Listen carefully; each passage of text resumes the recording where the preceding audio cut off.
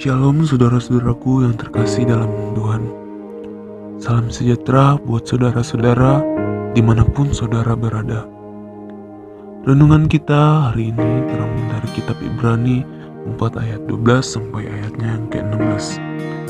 Firman Tuhan berbunyi, sebab firman Allah hidup dan kuat dan lebih tajam daripada pedang bermata dua manapun. Ia menusuk amat dalam sampai memisahkan jiwa dan roh, sendi-sendi dan sumsum. Ia sanggup membedakan pertimbangan dan pikiran hati kita, dan tidak ada satu makhluk pun yang tersembunyi di hadapannya. Sebab segala sesuatu telanjang dan terbuka di depan mata Dia, yang kepadanya kita harus memberikan pertanggungjawaban.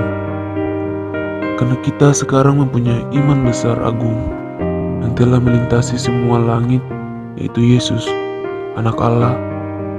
Baiklah kita teguh berpegang kepada pengakuan iman kita. Sebab iman besar yang kita punya bukanlah iman besar yang tidak dapat turut merasakan kelemahan-kelemahan kita.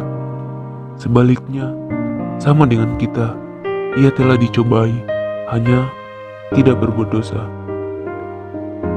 Sebab itu, marilah kita dengan penuh keberanian menghampiri tahta kasih karunia, supaya kita menerima rahmat dan menemukan kasih karunia untuk mendapat pertolongan kita pada waktunya. Amin. Tuhan, saya mengambil tema menjudul Datang pada tahta kasih karunia Allah. Datang pada tahta kasih karunia Allah. Sesungguhnya apa yang dimaksud dengan makna tahta kasih karunia? Siapa Tuhan yang hendak dijelaskan dalam surat Ibrani melalui penggunaan istilah tahta kasih karunia? Pertanyaan ini penting sebab istilah ini sendiri sepintas tampak paradoks atau berlawanan satu dengan yang lain.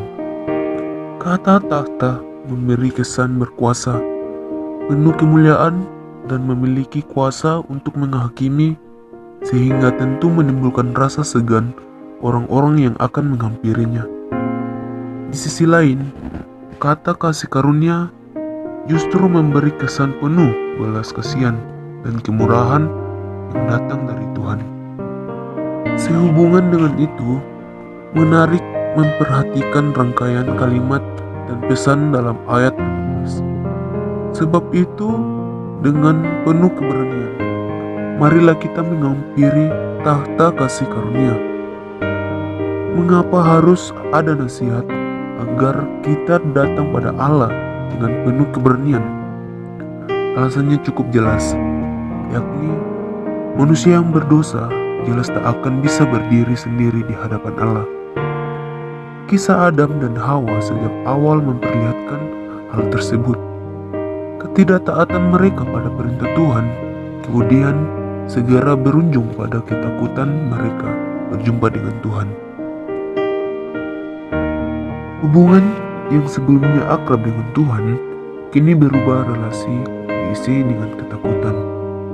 Lalu, apa yang menjadi dasar bagi kita memiliki keberanian datang pada tahta Allah? Iman kepada Yesus Kristus jadi amat penting. Sungguh benar bahwa di hadapan Allah yang berkuasa tidak ada satupun yang tersembunyi. Semua terbuka di depan matanya, dan kepadanya setiap orang harus memberikan pertanggungjawaban.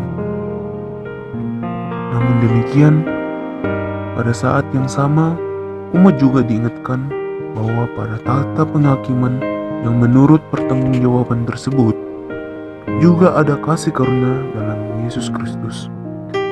Melalui penderitaan dan kematiannya, Yesus Kristus telah menjadi pokok keselamatan yang abadi bagi semua orang yang taat kepadanya.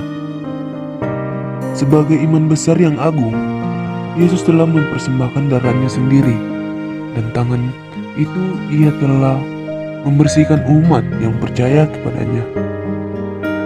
Dengan demikian, tahta kemuliaan Allah bukanlah tahta yang menghancurkan dan membinasakan, melainkan merupakan tahta yang memuliakan kehidupan umat manusia. Karena itu, umat Tuhan diminta memiliki iman yang teguh. Dalam ayat 14, baiklah kita teguh berpegang pada pengakuan iman kita. Lalu, apakah kasih karunia Allah berarti kita bisa hidup semau dan sesuka kita? Jelas, tidak sama sekali. Kasih karunia Tuhan yang berlimpah bukanlah alasan untuk secara sengaja berbuat dosa lagi. Ibrani 10 ayat 26 secara jelas mengatakan, sebab jika kita sengaja berbuat dosa, sudah memperoleh pengetahuan tentang kebenaran, maka tidak ada lagi korban untuk menghapus dosa itu. Kesadaran akan kasih karunia Tuhan yang melimpah hendaknya justru membuat umat semakin teguh dan giat dalam Tuhan. Itu sebabnya surat Ibrani juga memuat berbagi petunjuk hidup secara benar dan berkenan di hadapan Tuhan. Lebih dari itu, kasih karunia Tuhan itu sendiri sesungguhnya merupakan kekuatan yang dapat menolong umat untuk hidup berkenan kepada Tuhan. Ibrani 13 ayat 9 mengatakan, sebab yang baik adalah bahwa hati kamu diperkuat dengan kasih karunia. Pernyataan Yesus tentang kesempatan bagi orang yang kaya untuk masuk ke dalam kerajaan surga dapat menjadi contoh. Oleh Yesus sendiri dikemukakan bahwa kekayaan dapat menjadi sebuah penghalang yang amat besar bagi seorang untuk masuk ke dalam kerajaan. Markus 10 ayat 27 mengatakan, Yesus memandang mereka dan berkata, bagi manusia hal itu tidak mungkin, tetapi bukan demikian bagi Allah, sebab segala sesuatu adalah mungkin bagi Allah. Dalam Lukas 19 mengisahkan seorang Sakeus, sang kepala pemungut cukai, yang dapat menjadi contoh hal tersebut. Ia bukan hanya seorang pemungut cukai yang berdosa, tetapi sebagai kepala pemungut cukai, ia juga tentu orang pemungut cukai yang kaya, yang jelas amat sulit masuk ke dalam kerajaan Allah. Namun, kehadiran Yesus di dalam rumahnya ternyata menghasilkan buah pertobatan Sakeus yang luar biasa. Kasih karunia Tuhan Yesus adalah kekuatan yang memungkinkan kita dibenarkan di hadapan Tuhan dan juga hidup secara baru di hadapan Tuhan. Saudara-saudaraku yang terkasih dalam Tuhan, marilah kita menghayati kasih karunia yang Tuhan telah berikan kepada kita. Dan marilah kita berbalik dan selalu mengandalkan Tuhan dalam sepanjang hidup kita.